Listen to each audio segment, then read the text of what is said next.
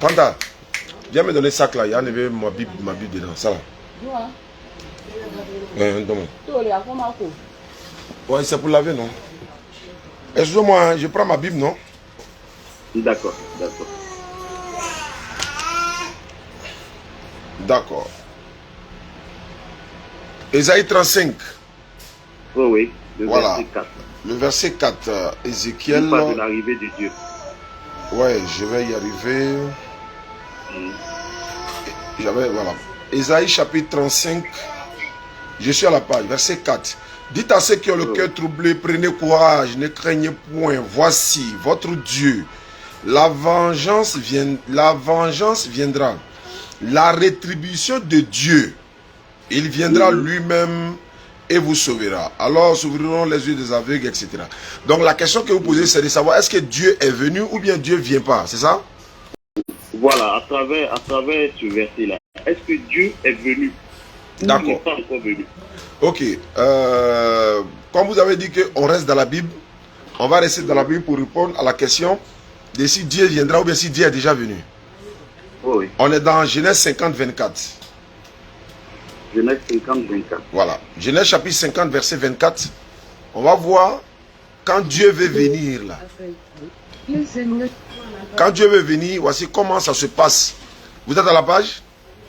Oui, oui. Genèse 50, verset 24. Joseph dit à ses frères, je vais mourir, mais Dieu vous visitera et il vous fera remonter de ce pays-ci dans le pays qu'il a juré de donner à Abraham, à Isaac et à Jacob. Joseph dit à ses frères, Joseph fit jurer les fils d'Israël en leur disant, Dieu vous visitera et vous fera remonter mes eaux loin d'ici.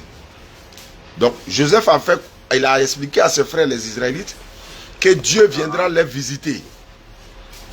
Maintenant, on va voir comment Dieu est venu les visiter. Par rapport à ta question que tu as posée, est-ce que Dieu est venu ou bien il viendra? On va dans Exode 13, 19.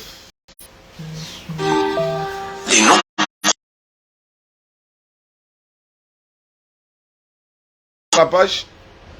Oui, Exode 13, 19. Voilà, Exode 13, 19. Je viens de lire d'abord dans Genèse 50, 24 où Joseph dit à ses frères, Dieu vous visitera, il vous fera remonter mes eaux loin d'ici.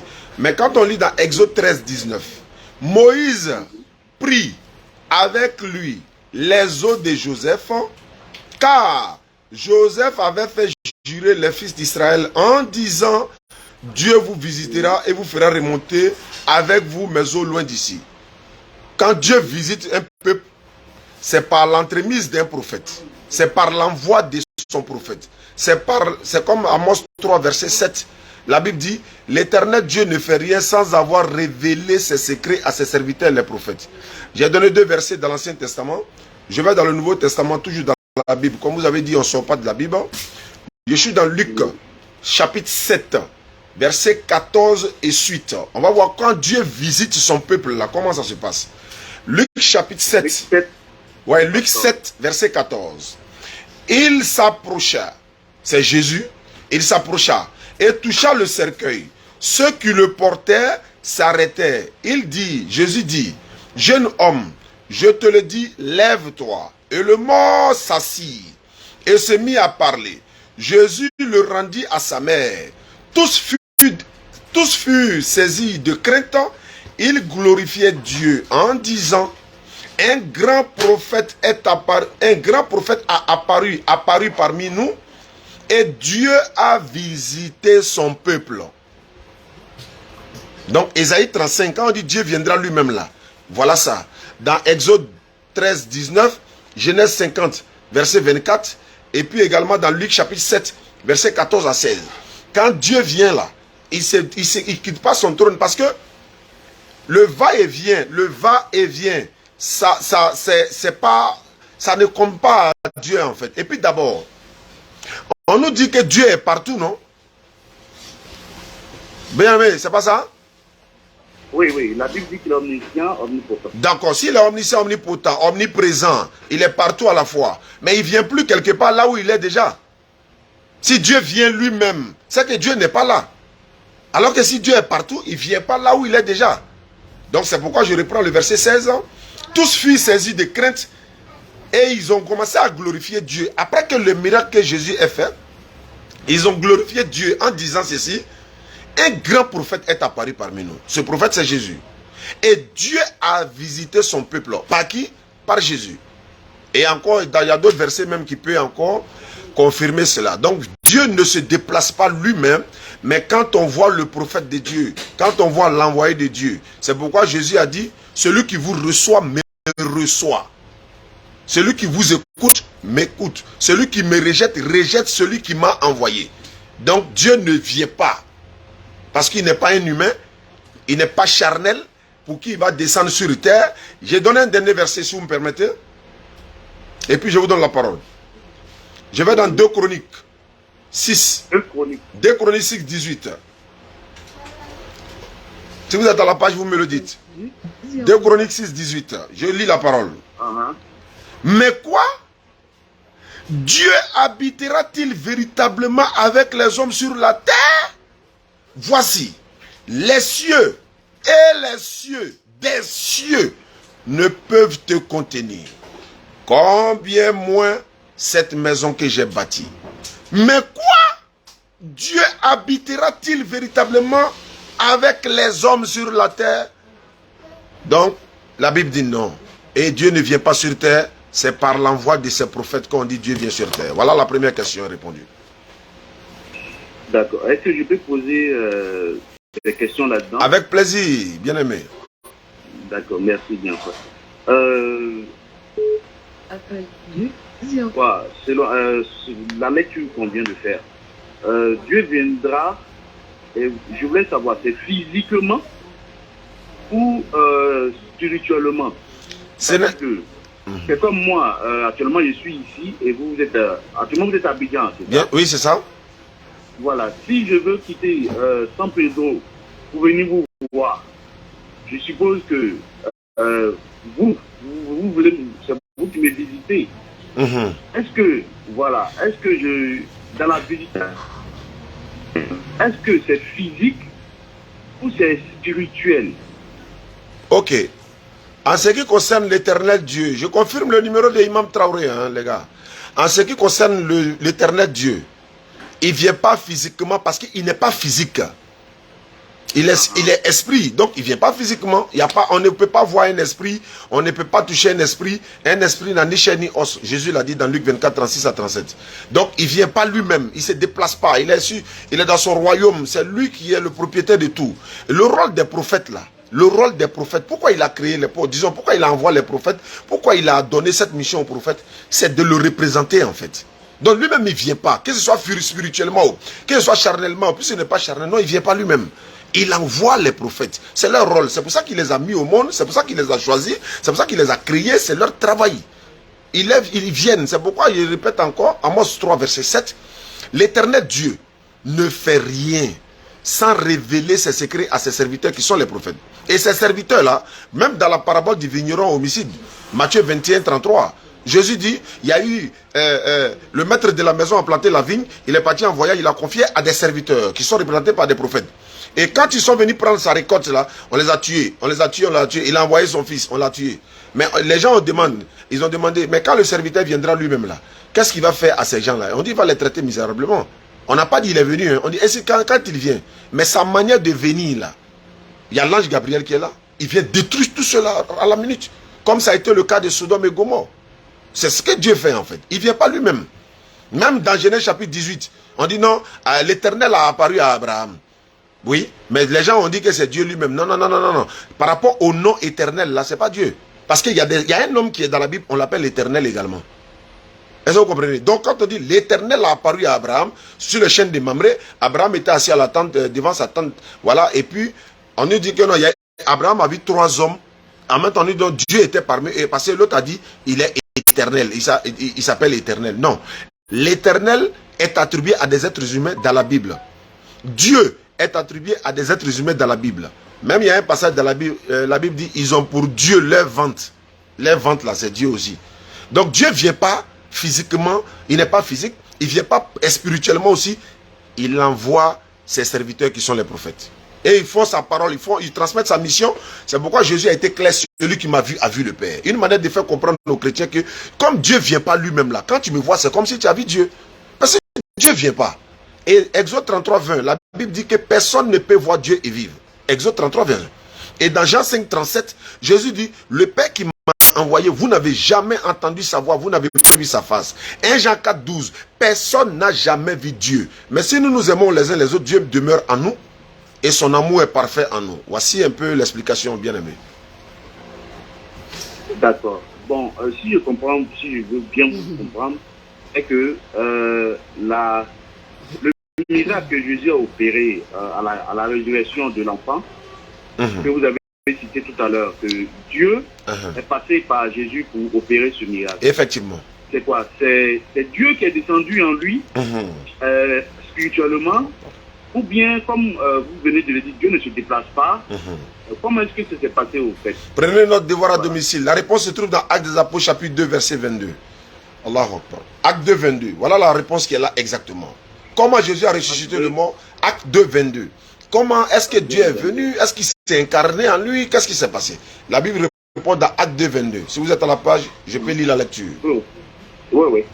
Homme israélite, écoutez ces paroles. Jésus de Nazareth, cet homme à qui Dieu a rendu ce témoignage devant vous par les miracles, les prodiges et les signes que Dieu a opérés par Jésus au milieu de vous, comme vous le savez vous-même. C'est-à-dire que Dieu opère les miracles à travers le prophète. C'est-à-dire que quoi?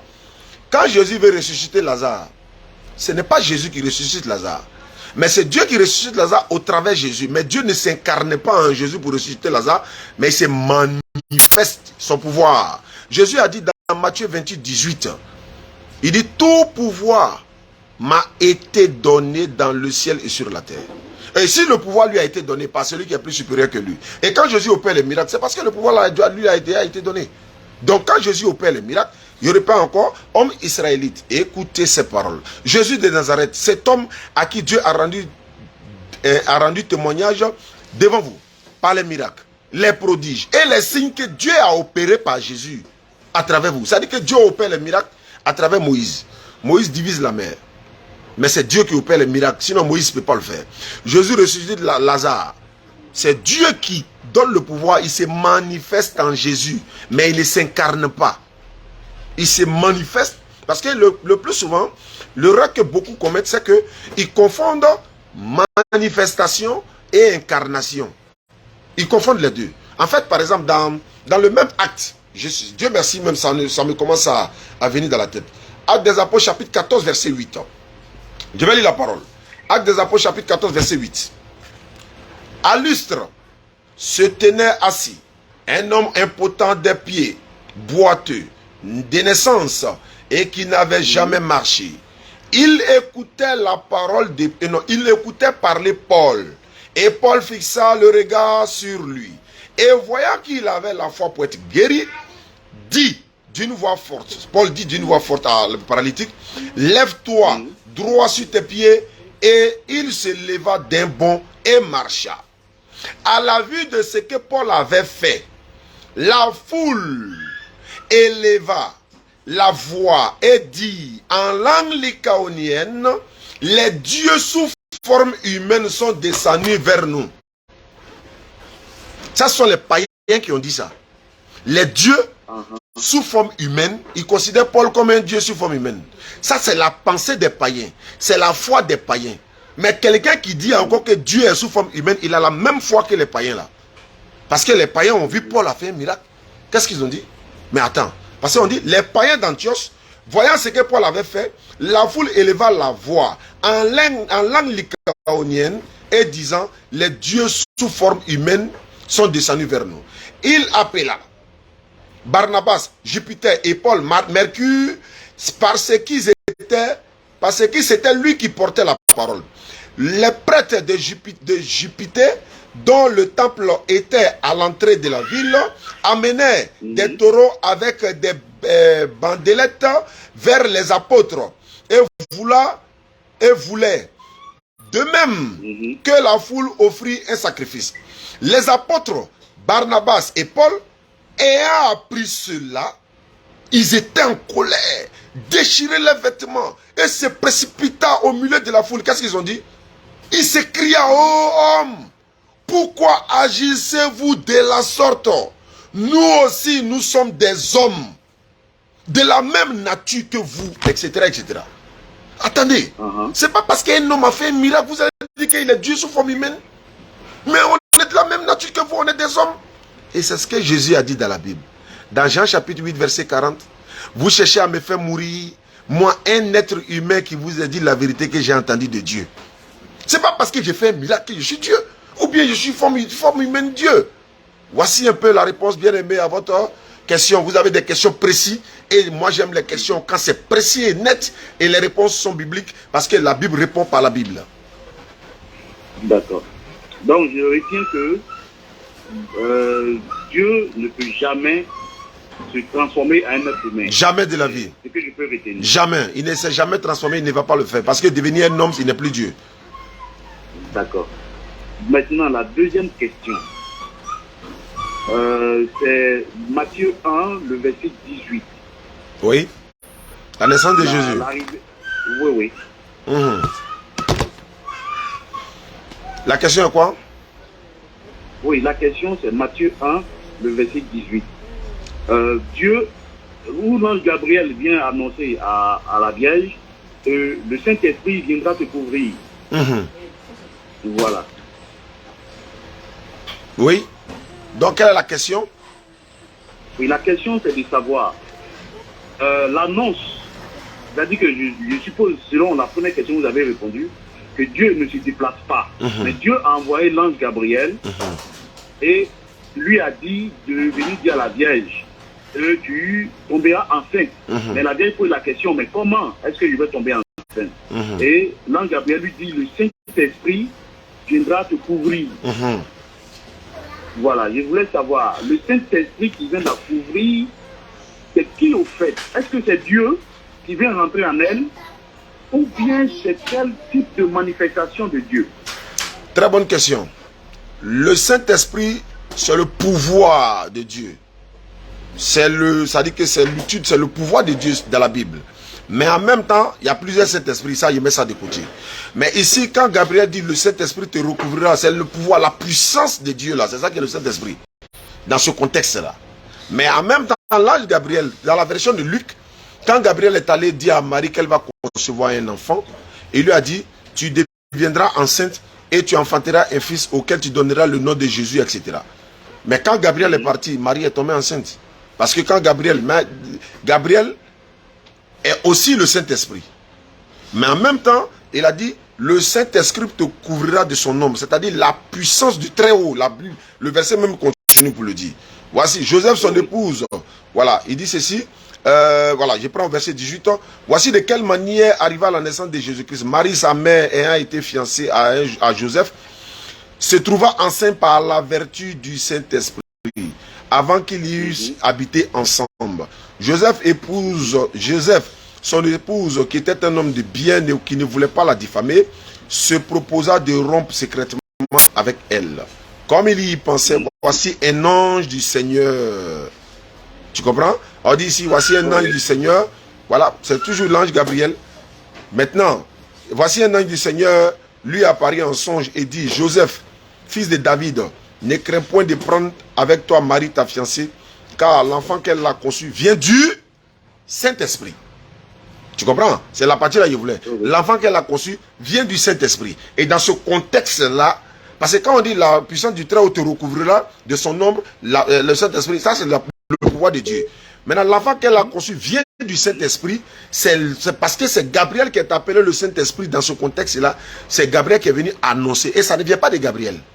C'est Dieu qui envoie Gabriel pour aller dire, voilà. Et puis elle enfantera un fils. Merci. Voilà. Voilà, donc c'est Gabriel, ça vient de Gabriel. Mais en réalité, quelqu'un est supérieur que Gabriel, donc c'est lui qui transmet, voilà, à Gabriel pour venir annoncer. Et elle enfantera un fils auquel tu, toi Joseph, puisque c'est le mari, c'est le chef, tu lui donneras le nom de Jésus, et c'est ce Jésus-là qui sauvera son peuple de son péché. Donc voici un peu simplement le contexte dans lequel nous sommes. Le Saint-Esprit ici dans ce contexte, c'est le pouvoir de Dieu, c'est la puissance de Dieu. C'est-à-dire que Gabriel vient lui parler, c'est comme il y a une puissance qui va venir, et puis elle va concevoir sans pour autant coucher avec un homme. Voilà. D'accord, donc si je retiens bien, est que Dieu ne s'est pas déplacé, mais il a manifesté son pouvoir. C'est tout, tu as tout compris, tu as tout compris. Tu as tout compris. Ok.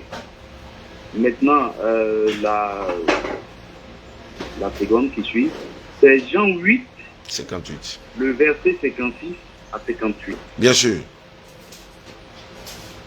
Avant qu'Abraham ne fût, je suis. Avant qu'Abraham ne fût, je suis, c'est ça? Ah oui, c'est ça. Bon, on va commencer au verset 56. Jean 8, verset 56. Je lis la lecture. Abraham, votre père. Abraham, votre père, a tressailli de joie de ce qu'il verra mon jour. Il l'a vu et il s'est réjoui. Je vais aller pas à pas. Quand Jésus dit, Abraham, votre père, a vu mon jour, il s'est réjoui. Entends, les juifs là, c'est pas les papas qui Abraham de façon biologique. Hein.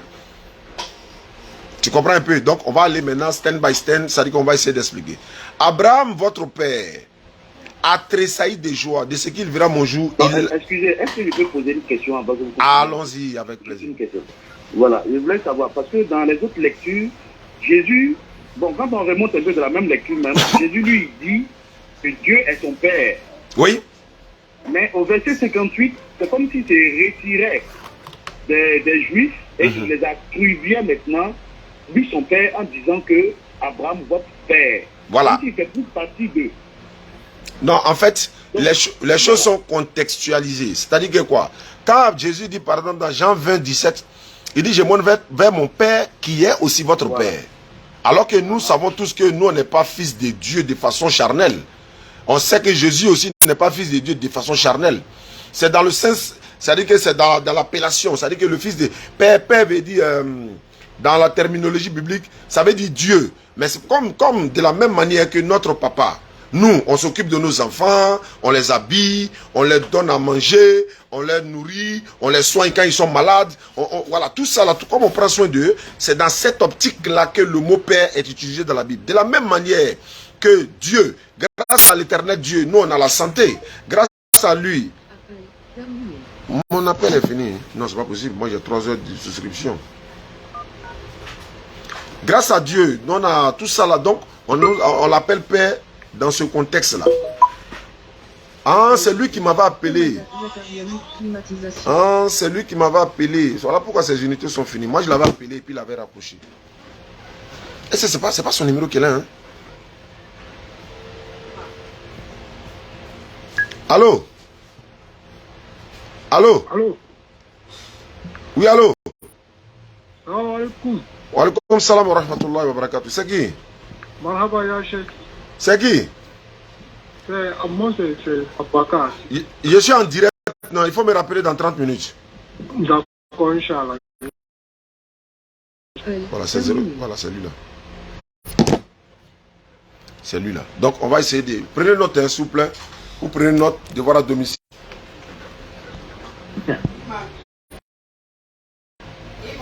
S'il te plaît, on est en direct. Voilà. Allô, vous êtes là? Oui, allô? Allô? Oui, allô? Vous êtes là? Oui. Oh ben c'est pas lui. C'est qui, s'il vous plaît? Ouais, Dakoulibali Ibrahim. Ah, pardon. N'oubliez pas de nous soutenir pour la mosquée. Notre mosquée est en chantier en ce moment. On va vous présenter tous les... Tout. Et demain, au Figaro, on va vous annoncer, voilà, beaucoup de choses à venir. Voilà, donc... Aïe.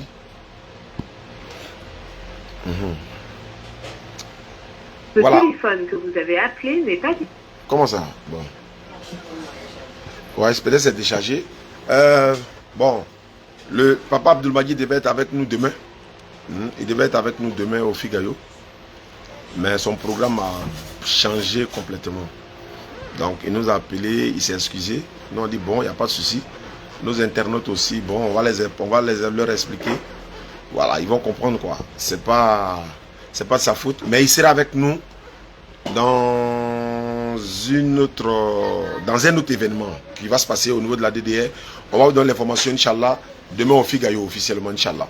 Donc, demain, Papa Abdelmajid ne sera pas là avec nous, mais on trouvera une solution. Comment ça va se passer demain. Mais demain, on sera au Figayo, Inch'Allah. Donc, pour ceux qui nous suivent à travers le monde, qui devaient, certains voulaient se déplacer même des Soubré, de San Pedro pour venir parce que papa devait être au Figayo avec nous, ce qui est normal. Voilà, mais malheureusement, il ne va pas être là parce que son programme a changé complètement. Donc, il tenait à s'excuser auprès de tous les internautes. Voilà, 86 à la fin. Attends, je vais prendre lui là. On dirait que c'est 86 à la fin. Donc, voilà un peu. Mais néanmoins, il sera là. On a un programme qu'on est en train d'établir. Il va être là avec nous là-bas, Inch'Allah. Et là, on va inviter toute la population pour venir là-bas, Inch'Allah. Là, c'est... Demain, on va annoncer ça. Allô? Oui, allô, frère. Il est en train de te rappeler sur mon MTN. Ah non, c'est pas grave. Donc, allons-y. Donc, je disais que l'appellation Père, là, c'est dans la terminologie biblique, là. Tout le monde est appelé fils de Dieu, dans la Bible, fils de Dieu, fils de Dieu, fils de Dieu.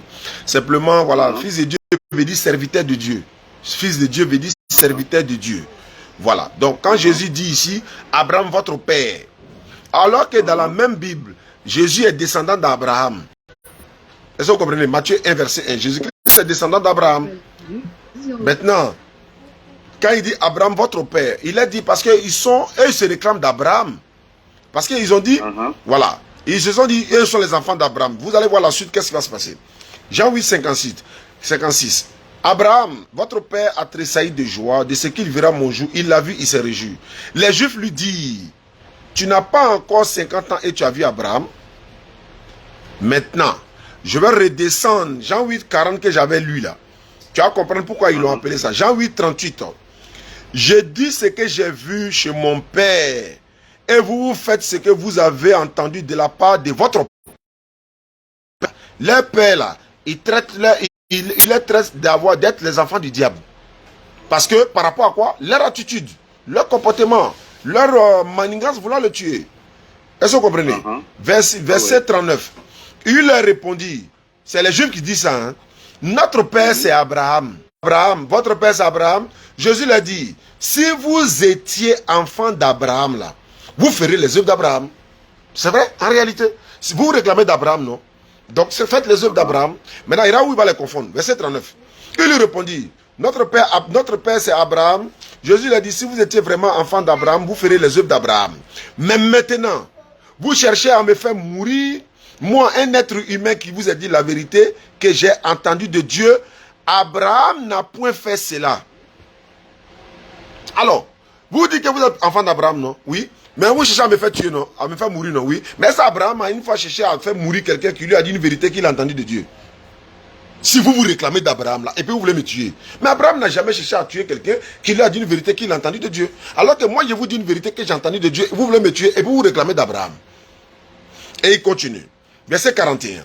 Vous faites les œuvres de votre père. Il lui dit, nous ne sommes pas des enfants illégitimes, nous avons un seul père, Dieu. Tu vois un peu? Il crie chez Abraham, maintenant, Dieu devient leur père. Il dit non, on se réclame de Dieu, donc on est aussi enfant de Dieu. Jésus l'a dit, si Dieu était votre père, vous m'aimeriez, car c'est de Dieu que je suis sorti et que je suis venu. Je ne suis pas venu de moi-même, mais c'est lui qui m'a envoyé. Pourquoi ne comprenez-vous pas mon langage? Parce que vous ne pouvez pas et vous ne pouvez écouter mes paroles. Vous avez pour père le diable. Il dit, ils sont enfants d'Abraham, ils sont enfants de Dieu. Jésus dit, tout ça là est faux.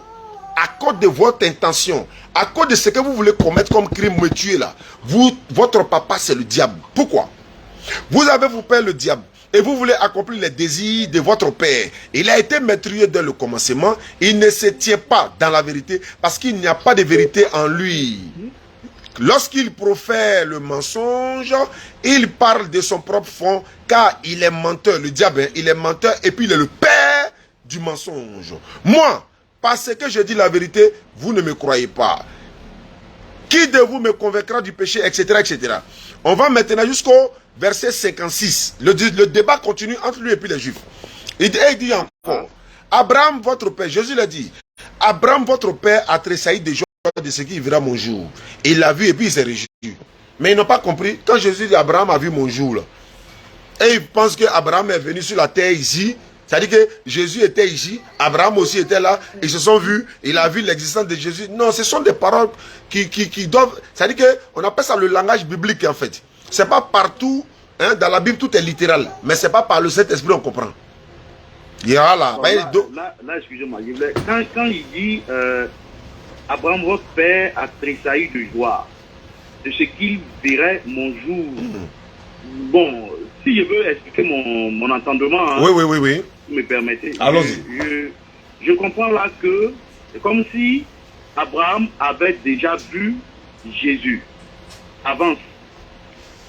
Ok, je vais répondre à ça.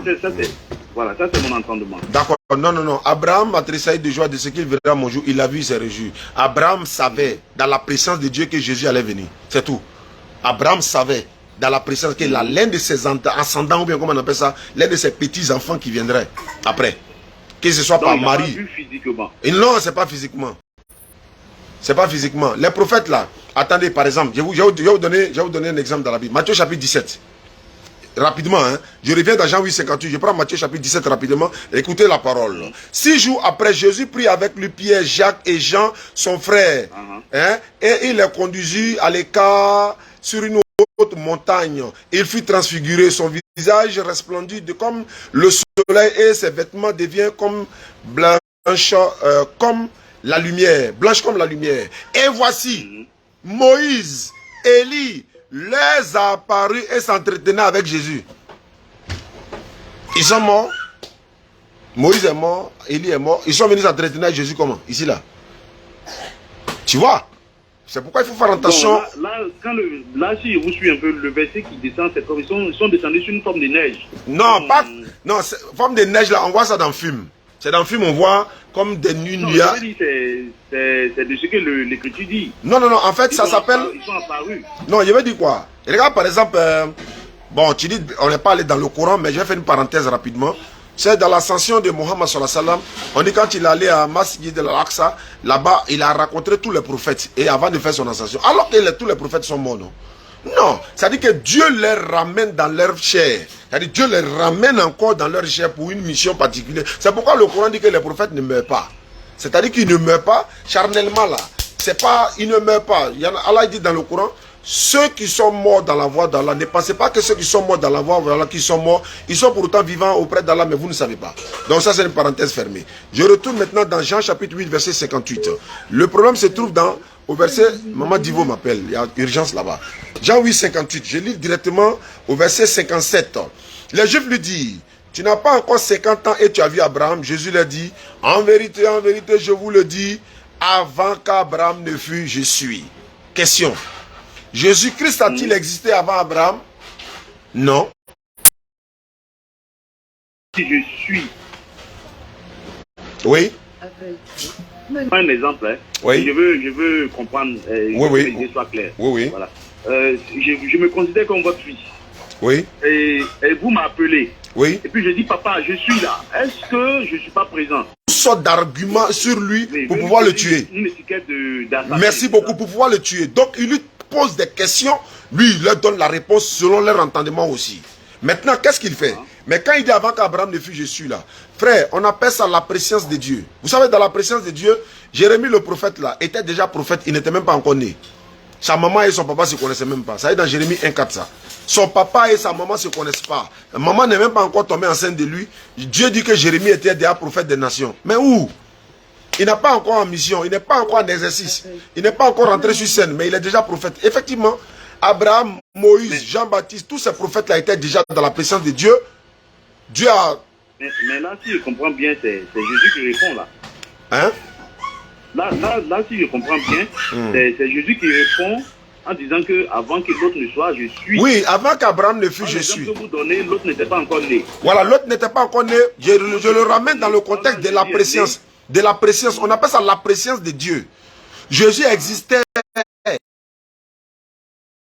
On existait avant d'être manifesté sur la terre. Personne ne peut dire que Dieu ne nous connaissait pas avant d'être sur la terre. Personne ne peut dire ça. Dieu nous connaissait, c'est lui qui nous a créés. Donc Abraham, Dieu connaît Abraham, il connaît Jésus. Mais quand il dit avant qu'Abraham ne fût Jésus, les Juifs là, ils ont dit quoi? Ils ne peuvent plus parler. Mais en même temps qu'Abraham ne fut Jésus. Mais est-ce que Jésus a existé sur la terre avant qu'Abraham ne soit là? Non, c'est Abraham qui était avant Jésus. Jérémie, avant qu'il soit né de sa maman, il était prophète. Mais il a exercé prophétie là où? Où? Est-ce qu'à Jérusalem, en Israël, en Palestine, quelqu'un a vu dire non, non, non, hein, Jésus était déjà ici avant qu'Abraham n'arrive. Hein, c'est après qu'Abraham est venu sur la terre. Si nous, on était là, on a vu cette scène-là. Non, c'est pas ça. Jésus n'a jamais... Parce qu'il est descendant d'Abraham. Est-ce que tu peux être avant ton descendant, ton ancêtre plutôt? Non, c'est la présence, on appelle ça la présence de Dieu. Ils étaient tous auprès de Dieu. Dieu fait son classement entre eux là-bas. Qui est avant qui est avant qui est avant qui. Mais les Juifs là, est-ce qu'ils pouvaient... Maintenant de dire, mais comment se fait-il? Et là, par exemple, Nicodème, Jean chapitre 3. Jésus dit à Nicodème, celui qui n'est pas de nouveau ne peut pas avoir le royaume des cieux. Mais Nicodème dit, mais attends, comment il peut rentrer dans le ventre de ma maman encore et puis ressortir pour naître de nouveau? Il n'a pas compris. Être de nouveau, dans la terminologie biblique, c'est que, comme les nouveaux-nés, même, parce que la Bible dit que personne ne prend péché de quelqu'un. Les enfants là, les nouveaux-nés là, même dans l'islam, c'est à partir de 7 ou 8 ans qu'un enfant qui est, s'il commence à connaître le bien et le mal, il est contagieux. Tu comprends? Le péché du père, chacun meurt pour son péché. Voilà, il va aller faire le show, tout ça. Le papa a partagé son héritage, l'autre a gardé son héritage, l'autre il s'est plaint, ils n'ont qu'à lui donner son héritage. Ils ont donné son héritage, il est parti tout gaspiller. Mais quand il est revenu, son papa a appris que son enfant était perdu, il est revenu, parce qu'il est parti chez les prostituées, il dormait dans la rue, parce qu'il a pris son héritage, il a tout gaspillé. Donc quand il revenait, les grands frères étaient fâchés parce que le papa avait fait un grand festin pour accueillir son fils qui est revenu. Et qu'est-ce que le papa a dit? Mon fils que vous voyez là était mort. Il est revenu à la vie. Il était mort comment? Il était mort dans la voie de la perdition. Il s'était égaré du droit chemin. Donc il était mort. Et le papa, comme il a accueilli son enfant avec un grand festin, il a fait une grande soirée, il a fait des manifs, il a donné, il a préparé partout. Ses propres frères étaient fâchés. Mais pourquoi lui il prend son héritage sans gaspiller? Et puis après maintenant il revient, il l'accueille comme ça. Il dit non, mon fils était mort, il est ressuscité. Ça veut dire qu'il était égaré du droit chemin et il est revenu à la vie. Il est revenu sur, n'est-ce pas, sur la voie que son papa lui a donnée et que l'Éternel a donnée. C'est la même chose quand tu te répands. Quand tu te répands, Dieu, et puis tu reviens vers Dieu, il t'accueille. Bras ouverts, de la même manière que lui l'a accueilli son fils à bras ouverts.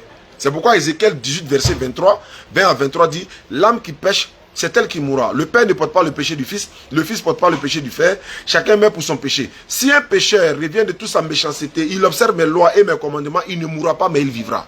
Ça ne veut pas dire que tu n'as pas mouru charnellement. Hein. Ça veut dire que tu es pardonné et tes péchés sont pardonnés. Vous avez dit que dans le livre de Genèse 18, c'est ça? Genèse chapitre 18. Vous avez dit que l'Éternel a apparu à Abraham.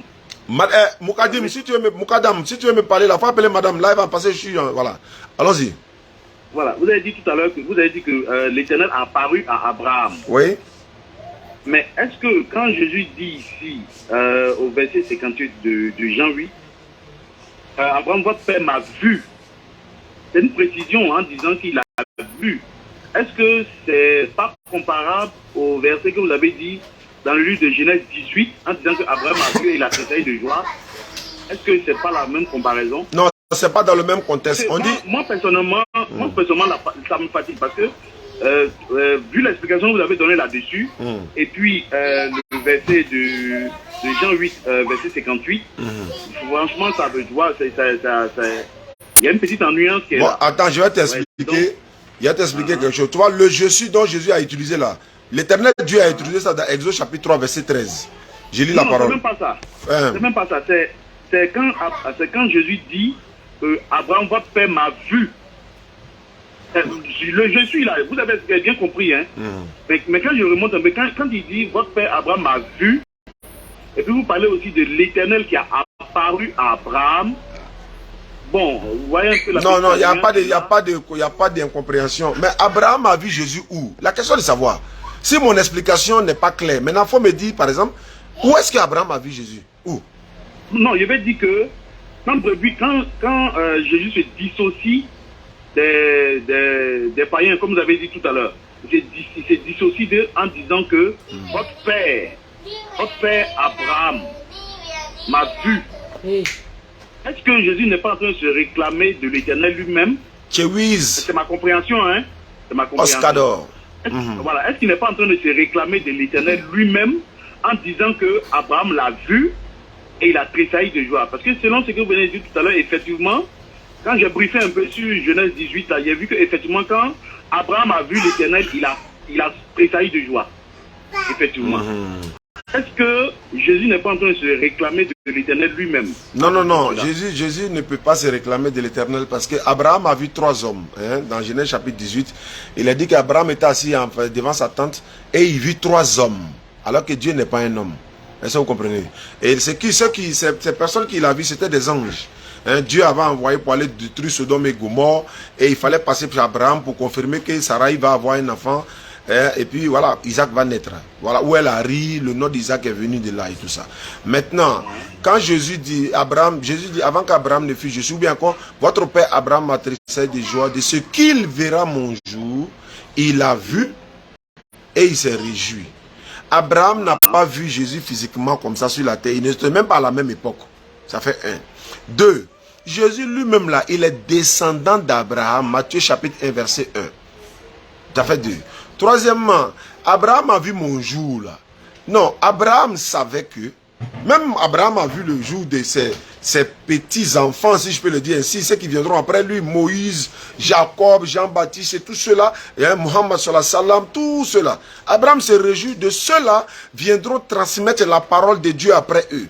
Il est heureux parce que quand Jacob mourait, il dit à ses enfants, qu'est-ce que vous allez adorer après moi? On va adorer la divinité de tes pères, Isaac, Abraham, et divinité unique. Donc, il s'inquiète de son arrière, comment ils vont adorer derrière lui. Donc, quand Abraham est heureux, on dit qu'il s'est réjoui, non, il est heureux d'avoir vu le jour de Jésus. Mais ces scènes-là ne se sont pas passées sur la terre ici. Est-ce que vous comprenez? Abraham, là, voilà, les prophètes, là, ils se connaissent. Ils sont connectés, en fait. Ils savent qui est celui-là, même s'ils ne se sont jamais vus, ils sont connectés. Voilà pourquoi il t'a donné l'exemple de Matthieu chapitre 17. Moïse, il a dit quoi? Jésus dit, si vous croyez en Moïse, vous devez croire en moi. Car quoi? Moïse a écrit de moi. Mais est-ce que Moïse a vu Jésus? Comme ça? Non. Mais dans une scène de Matthieu 17, on dit Dieu a fait apparaître à Moïse et Élie à Jésus pour le fortifier. Mais ils se connaissent entre eux.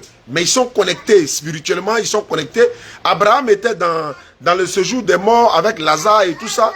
Le riche là était de l'autre côté. Mais la scène qui s'est passée là-bas, là, Jésus n'était pas là-bas.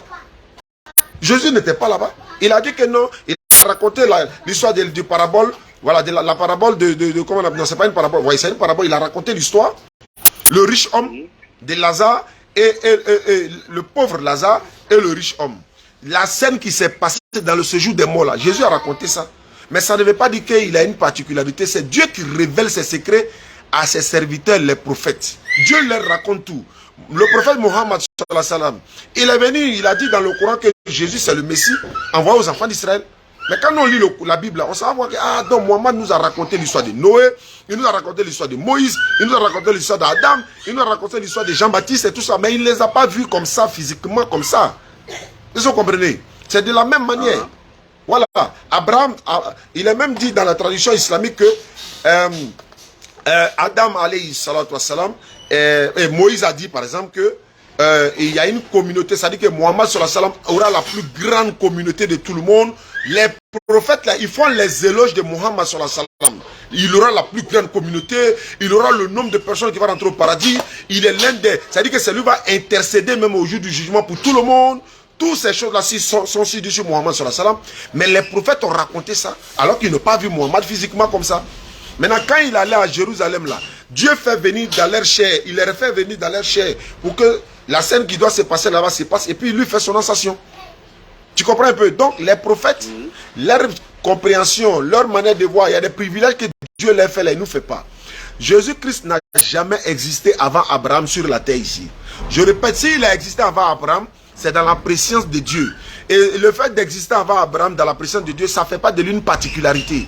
Il restera un prophète, un messager qui est né miraculeusement, sans papa, avec une maman, et il a été envoyé uniquement aux enfants d'Israël. Et puis il n'est pas fils de Dieu. En dehors de ça, il n'y a rien d'autre. Quel que soit ce qu'on va prendre dans la Bible, là, Jésus-Christ restera un messager, un prophète, l'envoyé de Dieu uniquement aux enfants d'Israël, le fils de Marie. Il est né miraculeusement sans père avec une mère, et il n'est pas le fils de Dieu. D'accord. Voilà. Une autre préoccupation. Allons-y. Vous avez dit tout à l'heure, à partir de Genèse 18, là, que les 3 personnes qui sont en Paris, ce sont des anges. Oui, bien sûr. Voilà. Bon, vous voyez un peu, à chaque fois, il y a un petit trouble, mais c'est pas grave. Je peux te donner une réponse sur ça rapidement. Voilà. Si les anges eux-mêmes arrivent à prendre forme et ça paraît devant Abraham, bon, vous avez dit que Dieu ne peut pas prendre forme d'un être humain. Bon, vous voyez un peu dans la création, c'est Dieu qui a tout créé. D'accord. Si celui qui a tout créé ne peut pas prendre forme d'un être humain. D'accord. Celui qui a été créé prend forme d'un être humain pour apparaître devant un être humain. Bon, vous voyez un peu comment c'est. Non, un peu... la réponse est dans la Bible. C'est pas moi qui ai dit, c'est la Bible. Je lis la lecture. Genèse, Ésaïe 29, 16. La Bible de Ésaïe 29, 16. La Bible déclare ceci. Quelle perversité est la vôtre? Le potier doit-il être considéré comme de l'argile? Le potier, c'est Dieu. L'argile, c'est nous. Le potier doit-il... Le potier, là, c'est Dieu. L'argile, c'est nous, dans le contexte, là. Quelle perversité est la vôtre? Le potier doit-il être considéré comme de l'argile? Pour que l'ouvrage dise de l'ouvrier, il ne m'a point fait. Pour que le vase dise du potier, il n'a point d'intelligence. Donc, est-ce que Dieu doit devenir un homme? Est-ce que le potier doit être considéré comme de l'argile? Est-ce que Dieu doit devenir comme un homme? Lui, il est le potier. Et puis, non, l'argile. Et puis, lui devient l'argile. La Bible dit c'est une perversité. On dit quelle perversité est la vôtre? Donc, Dieu ne devient pas un homme. Mais les anges là, il les a donné le pouvoir de devenir un homme. C'est Dieu qui leur donne le pouvoir. Frère, si nous on est un homme, Dieu aussi devient un homme. C'est à cause ça qu'il attrape souvent les chrétiens quand ils disent non, Dieu dit créons l'homme à notre image, selon notre ressemblance. Bon attends, si ce n'est pas une image métaphorique, c'est une image physique comme ça, mais si Dieu est un homme là, il est homme ou bien il est garçon ou bien il est femme. Ça fait un. Et s'il est garçon, est-ce qu'il a tous les caractéristiques d'un garçon? Et s'il a tout ça, l'utilisation que nous on fait avec tous nos membres, nos corps là, lui il fait ça aussi? Non, c'est pas comme ça, il faut concevoir la chose. Dieu dit créons l'homme ou bien faisons l'homme à notre image, selon notre ressemblance. On ne ressemble pas à Dieu. On ne peut pas le ressembler parce que Dieu est invisible. On dit quoi? Il est l'image du Dieu invisible. Le premier-né de toute la création. Mais il est l'image de quelque chose qui est invisible. Alors qu'on ne peut pas donner une forme à quelque chose qui est invisible. Il faut voir la chose pour lui donner une forme. Mais comment lui, il est l'image de quelque chose qui est invisible? Comment avez-vous donné une image à quelque chose qui est invisible? On dit invisible. Invisible, ça veut dire qu'on ne peut pas le voir. Si je comprends bien la partie, oui. C'est comme le premier-né de tous les vivants. C'est comme Jésus, lui, il représente l'image de Dieu, mais il n'est pas Dieu lui-même. Colossiens 1,15 là, on dit Jésus est l'image du Dieu invisible. Oui, mais Moïse est l'image de Dieu qui est invisible. Moïse, Abraham, pareil. Jacob, pareil. Mohammed, alayhi salatu wassalam, à tous ceux-là, à tous les prophètes, ils sont l'image de Dieu. D'ailleurs même, la Bible va répondre ça clairement. Abdul Majid, s'il te plaît. Il ne peut pas crier sur lui. Donc là, s'il te plaît. Je disais quoi? L'image. J'ai perdu le film. Non, c'est dans l'image. Voilà, l'image, voilà, je me retourne. Voilà, de Jésus. Voilà, l'image. Voilà, Matthieu chapitre 12. Voilà, verset 40. Matthieu chapitre 12. Non, c'est pas ça. Allô?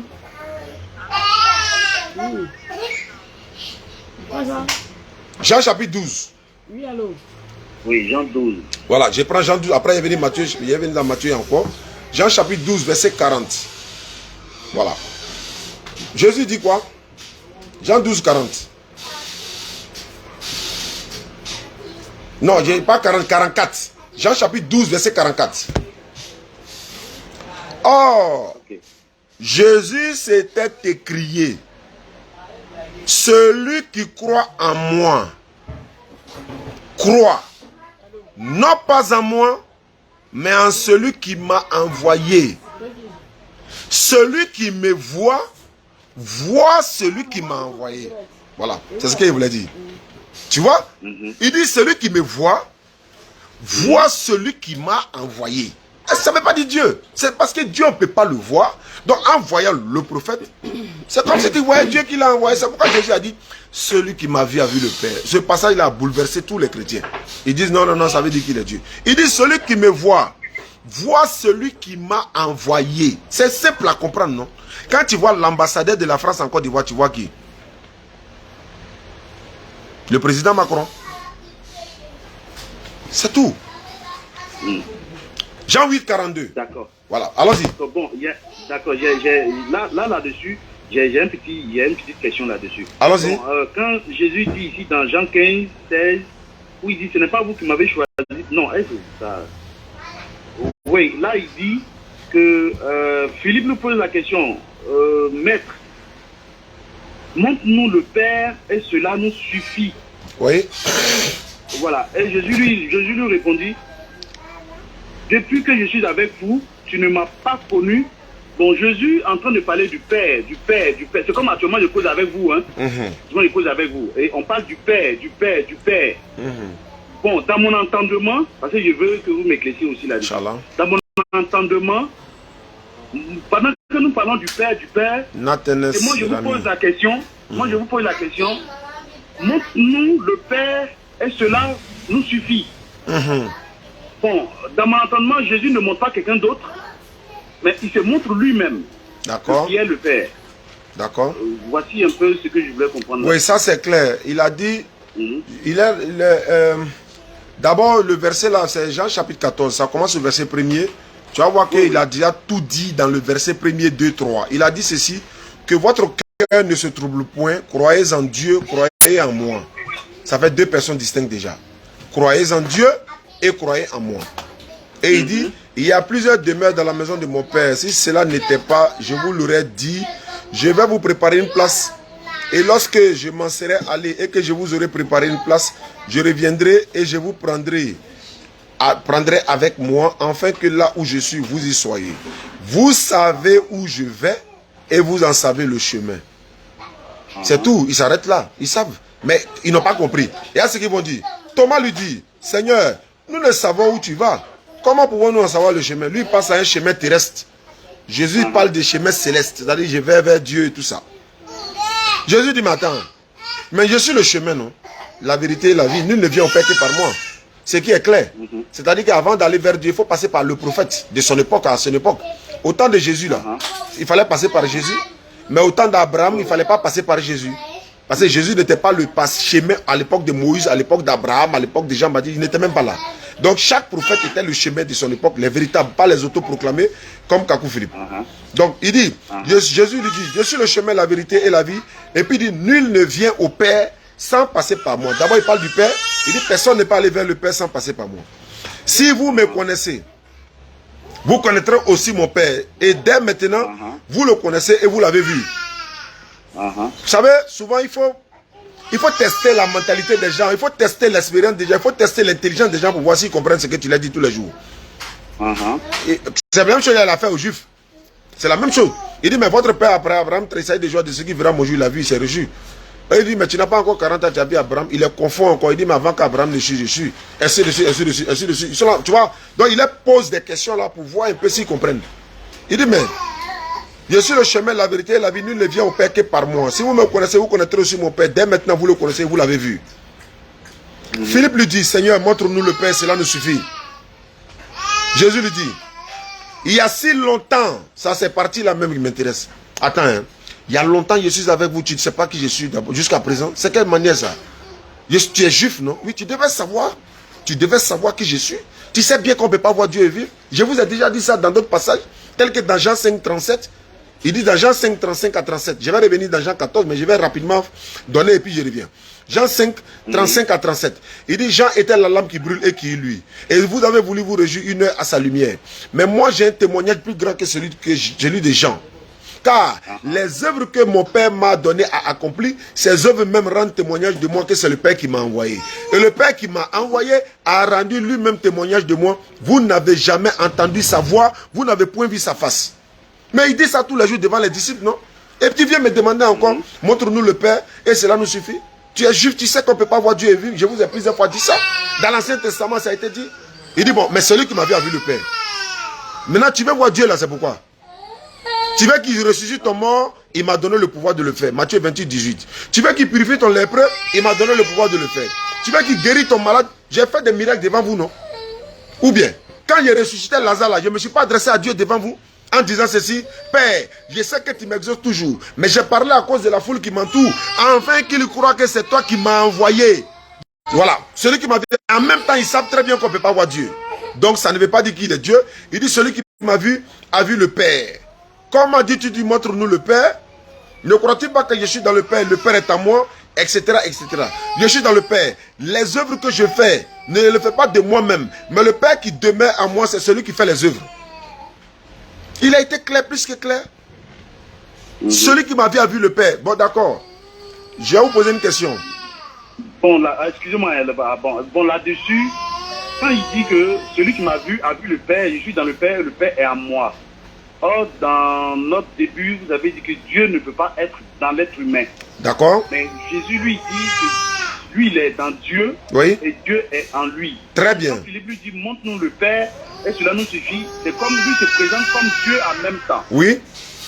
Voilà. D'accord. Dans l'intervention tout à l'heure, voilà, c'est comme dit Jésus est dans Dieu. C'est bon, Dieu est dans Jésus et Jésus est dans Dieu. Oui, j'ai donné la réponse dans la Bible. Jésus même a répondu à ça. D'abord, il a dit dans Jean 10, 30 également, je suis dans le Père, non, ouais, celui qui m'a vu le Père. Bon, je suis dans le Père est à moi. Voilà, dans Jean 10, 30. Maintenant, il dit ici, dans Jean 17, verset 20 et suite. Il dit, c'est pour eux que je prie. Il dit, c'est pour... Non, je reprends. Ce n'est pas pour eux seulement que je prie, mais encore pour ceux qui croient en moi par leurs paroles, afin que tous soient un, comme toi, Père, tu es en moi, et comme je suis en toi, afin que eux aussi soient un en nous, pour que le monde croit que tu m'as envoyé. Tu as vu la fusion? Les disciples en Jésus, Jésus dans Dieu, Dieu dans Jésus. Donc c'est quelle fusion ça? Ça ne veut pas dire incarnation. Donc, je continue pour dire, quiconque voit Jésus, voit Dieu, frère. Celui qui attrape Jésus, il a attrapé Dieu. Lui qui insulte Jésus, il a insulté Dieu. Tu as frappé Jésus, tu as frappé Dieu. Maintenant, quand tu as tué Jésus, est-ce que tu as tué Dieu? Non, non. Ah. Parce que si je veux suivre dès le début, selon l'éclaircissement que vous me donnez, Jésus n'est pas en Dieu. Parce que vous avez dit Dieu ne se déplace pas. Oui. Donc on ne peut pas tuer Jésus, oui, en même temps tuer Dieu. Voilà pourquoi je dis, c'est la manifestation et l'incarnation. Si je vais suivre ce que vous m'avez déjà éclairci, oui, Dieu est toujours sur son trône. Effectivement. Il donne les ordres. Effectivement. Il ne se déplace pas. Effectivement, il donne les ordres. Donc, même si, comme vous avez dit aussi, il a donné tout pouvoir à Jésus, oui, de manifester cela parmi les humains. Donc, si Jésus a été crucifié, cela ne veut pas dire que Dieu a été crucifié. Tu as tout compris, frère. Tu as tout compris. Parce que la preuve en est, voilà, la preuve en est, selon la Bible, voilà, selon la Bible, Jésus sur la croix, il dit quoi? Mon Dieu, pourquoi m'as-tu abandonné? Alors, donc si c'est Dieu qui est dans Jésus et qu'ils sont crucifiés ensemble, ça veut dire que Dieu est crucifié à la croix avec Jésus, mais Jésus ne peut plus s'adresser à Dieu encore en disant, mon Dieu, pourquoi m'as-tu abandonné? Mais là, le petit conflit entre ce que vous dites et puis ce que Jésus lui-même dit, parce qu'il y a il y a des questions qui sont interrogées par Jésus et lui-même répond, et nous avons été clairs là-dessus. Et je vous dis que Dieu, lui, ne se déplace pas. Mais Jésus, lui, dit il est en Dieu et Dieu est en lui. Bon, la question sur ce sujet-là, c'est... Non. C'est vrai que je comprends ce que vous avez dit, hein, oui, c'est la manifestation de Dieu dont il parle. Mais quand il dit Dieu est en nous, lui, il est en Dieu là. Mais il a aussi dit que nous, on est en lui, non? Ou bien les disciples sont en lui et les disciples sont en Dieu. C'est pas une fusion, c'est dans la parole. Mon père est médecin, je suis médecin. Tous les musulmans sont un. On est un commun. D'accord. Tous les musulmans sont un, mais on est un commun. On n'est pas fusionné. Dans la prière. Voilà, dans la prière, dans l'adoration, dans la divinité, dans le pèlerinage, etc. Voilà. Quand il dit mon Père et moi, nous sommes un, c'est parce que Jésus aime ce que Dieu aime, il ordonne ce que Dieu ordonne, il déteste ce que Dieu déteste, il défend ce que Dieu défend, il manifeste la volonté de Dieu sur terre. Donc c'est que Dieu, c'est ça le rôle des prophètes, ça. Un prophète ne peut pas venir contredire ce que Dieu a dit. Il est toujours sous ordre de Dieu. C'est pourquoi Dieu dit dans Deutéronome, si un prophète vient parler au nom d'un autre Dieu, il sera puni de mort. Si un prophète vient parler de quelque chose que Dieu ne lui aurait pas dit, il sera puni de mort. Est-ce que vous comprenez? Voilà. En tout cas, vous n'êtes pas loin du royaume de cieux. Hein? Jésus a dit dans Matthieu 7, verset 7, demandez, l'on vous donnera, cherchez, vous trouverez, frappez, l'on ouvrira. Jean 8, 32, vous connaîtrez la vérité vous affranchira. Si vous posez ce genre de questions à votre pasteur là, tous ces développements que je vous ai donnés là, il va vous donner la même manière, mais vous serez plus convaincu avec ce que j'ai dit que ce que ton pasteur va dire. Parce qu'il il va expliquer ça spirituellement, mais non, t'explique comme il est. Voilà, lui il va te donner une autre explication, mais wallahi, je suis sûr, si vous êtes sincère, vous serez d'accord avec moi que votre propre pasteur. Parce que moi je n'ai rien à cacher, je n'ai rien à gagner. Ici, selon vous, votre explication, vous expliquez les choses physiquement. Mais on est des hommes, non?